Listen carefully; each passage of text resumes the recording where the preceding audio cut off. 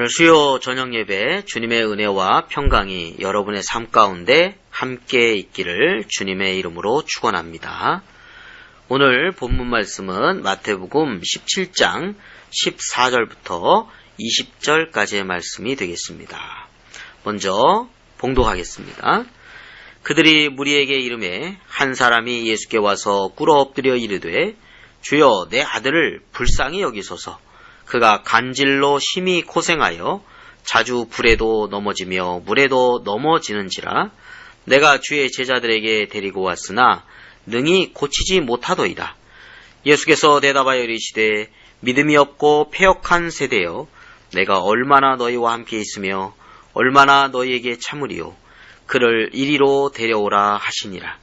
이에 예수께서 꾸짖으시니 귀신이 나가고 아이가 그때로부터 나으니라. 이때 제자들이 조용히 예수께 나와 이르되 우리는 어찌하여 쫓아내지 못하였나이까? 이르시되 너희 믿음이 작은 까닭이니라. 진실로 너희에게 이르노니 만일 너희에게 믿음이 겨자씨 한 알만큼만 있어도 이 산을 명하여 여기서 저기로 옮겨지라 하면 옮겨질 것이요 또 너희가 못할 것이 없으리라. 아멘. 오늘 본문 말씀에는 아주 고통스러운 삶의 현장이 그려지고 있습니다. 우리가 지난주 수요일에는 변화산에서의 황홀한 영광스러운 모습을 우리가 함께 말씀을 나눈 바 있습니다. 베드로가 비몽사몽간에 그곳에 초막을 3개 짓겠다고 얘기를 하죠. 주님을 위해서 짓고 모세를 위해서 짓고 엘리야를 위해서 짓고. 근데 자기가 하는 소리가 무슨 뜻인지도 모르게 아주 황홀함 속에 빠져있던 일이 있었습니다.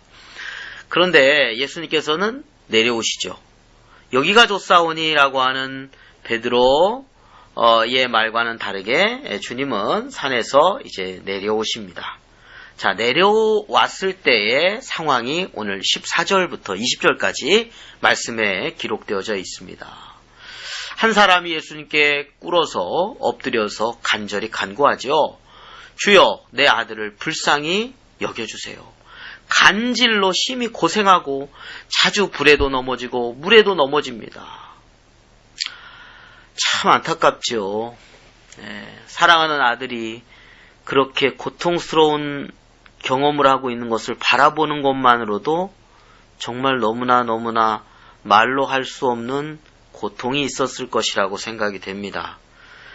자, 근데 주님의 남은 제자들, 예수님께서 변화산에 갈 때 베드로, 야고보, 요한 이렇게 3명을 데려갔고 나머지 제자들은 이제 산 아래에 있었는데 그 나머지 제자들한테 데려왔더니 고치지 못하더라는 거예요. 그때 이제 예수님께서 귀신을 꾸짖고 그거부터 이제 쫓아내고 나음을 입게 되었습니다. 제자들이 조용히 예수님께 찾아가서 이제 물었다는 거 아니겠습니까? 어째서 우리는 쫓아내지 못한 겁니까? 그때 오늘 중요한 20절 말씀이죠. 20절 말씀. 이르시되 너희 믿음이 작은 까닭이니라. 진실로 너에게 이르노니 만일 너에게 믿음이 겨자씨 한 알만큼만 있어도 이 산을 명하여 여기서 저기로 옮겨지라 하며 옮겨질 것이요 또 너희가 못할 것이 없으리라. 믿음에 대한, 참된 믿음에 대한 어떠한 중요한 교훈을 우리에게 주시고 계십니다. 참된 믿음만 있다면, 믿음이 작은 까닭이라 했죠. 믿음이 온전한 믿음, 참된 믿음, 그 믿음만 있다면 아무리 작아도, 겨자씨처럼 작아도 놀라운 하나님의 역사를 이룰 수 있다는 말씀입니다. 여러분, 참된 믿음이 뭘까요? 참된 믿음을 보이지 않는 주님을 신뢰하는 믿음입니다. 우리가 백부장의 믿음 우리가 알지 않았습니까? 하인이 죽게 되는 가운데 있을 때 백부장이 예수님께 찾아갔습니다. 근데 예수님께서 그 백부장의 집에 들어가시려고 하실 때 백부장이 예수님 말씀만 해주세요. 그러면 낫습니다. 저희 집에 오는 거 감당할 수가 없습니다. 그렇게 말씀만 해도 낫겠다라고 하는 예수님에 대한 전폭적인 신뢰하는 믿음을 가졌을 때 나섰습니다. 하인이 시공간을 초월했지요. 그렇습니다. 참된 믿음이라는 것은 예수님과 시공간적으로 떨어져 있어도 예수님을 신뢰하는 믿음입니다. 예수님이 곁에 없어도 예수의 이름으로 기도하면 치유받고 예수의 이름으로 간구하면 주님이 들어주신다라고 하는 온전한 신뢰하는 믿음. 이 믿음을 주님께서는 기뻐하시고 그러한 믿음 가운데 역사함이 있다는 것을 우리에게 말씀하고 있습니다. 여러분, 믿음이 세상을 이깁니다. 여러분, 어느 순간에 있든지 간에 보이지 않는 하나님을 온전히 신뢰하고 예수의 이름으로 기도하고 예수 이름으로 주님 앞에 온전한 모습으로 기도하며 살아가는 우리의 삶이 되시기를 주님의 이름으로 축원합니다.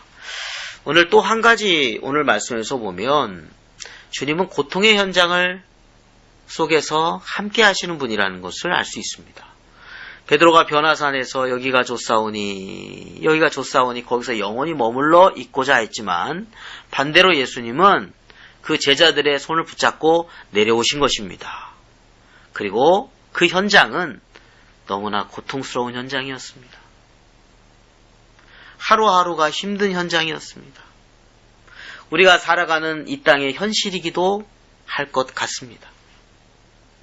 그런데 중요한 것은 그러한 현장 속에 주님은 외면하지 아니하시고 그들과 함께 하시고 그들을 어루만져 주시고 그들을 치유해 주신다는 것입니다. 여러분, 이스라엘 백성이 애굽 땅에 있을 때 노예처럼 학대받으며 종살이하며 고통 가운데 있었습니다.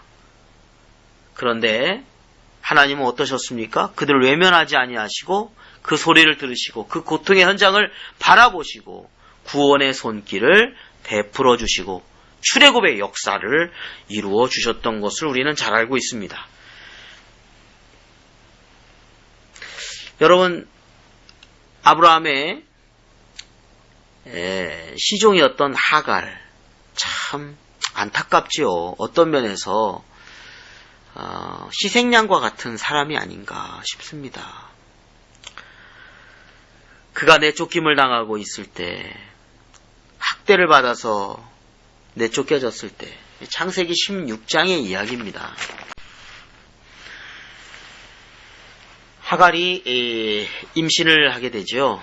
그때 사라 앞에 좀 거들먹거리는 일이 있었던 것 같습니다. 그래서 이 여주인 사라가 사레지요. 이때 사레가 하갈을 학대해서 이 사레 앞에서 하갈이 도망갑니다. 도망가면 어디로 가겠어요? 참 외롭고 처량한 신세가 되었습니다. 자, 그때 주님께서는 여호와의 사자가 그에게 나타나셔서 아들을 이제 낳게 되고 그 이름까지도 알려주시죠. 이스마엘.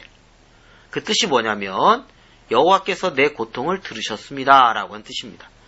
이스마엘, 하나님이 들으심이라는 뜻인데, 그러니까 지금 하갈의 그 고통을 하나님이 들으셨다. 뿐만 아니라 그곳에 샘이 있었는데 그 샘을 하갈이 이름을 짓습니다. 어떻게 이름을 지냐면 부엘라헤로이라고 이름을 지어요. 그 이름이 뜻이 있습니다. 나를 살피시는 살아계신 이의 우물이라. 나를 살피시는 그 하나님에 대한 고백을 하는 거죠. 그 우물의 이름을 그렇게 졌어요. 부엘라헤로이라고. 나를 살피시는 하나님. 살아계신 나를 살피시는 하나님. 그렇습니다. 그래서 하갈은 힘을 얻고 다시 돌아가죠. 그리고 이스마엘을 낳게 되었습니다. 오늘 우리의 삶의 현장 가운데 때로는 고통의 현장, 때로는 참으로 여러 가지 어려운 난관들이 많이 있습니다. 그러나 우리는 결코 혼자가 아닙니다. 주님은 우리와 함께 하실 것이고 고통의 현장 가운데 우리에게 구원을 베풀어 주신다는 것을 믿으며 오늘